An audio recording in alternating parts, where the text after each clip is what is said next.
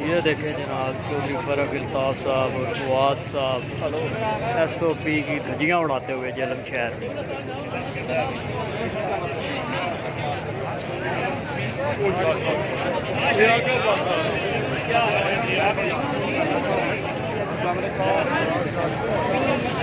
आप इनकी जो हालत का अंदाज़ा लगाएं, इन हालात में इन लोगों को क्या ज़रूरत पेश आ गई थी ये पिक्चर सेशन करने की। जिस बंदे ने फोन किया था नाल ही बैठे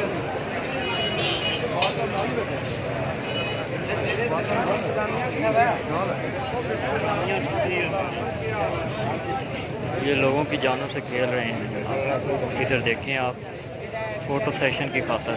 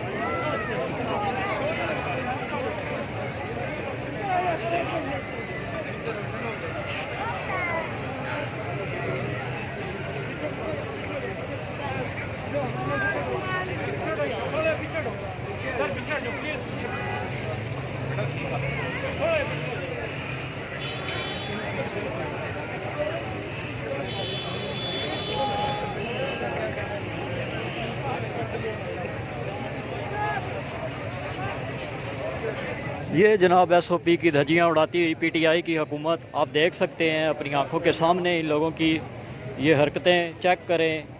ये लोगों की जानों से खेल रहे हैं। SOP की धज्जियाँ उड़ा रही है PTI की गवर्नमेंट।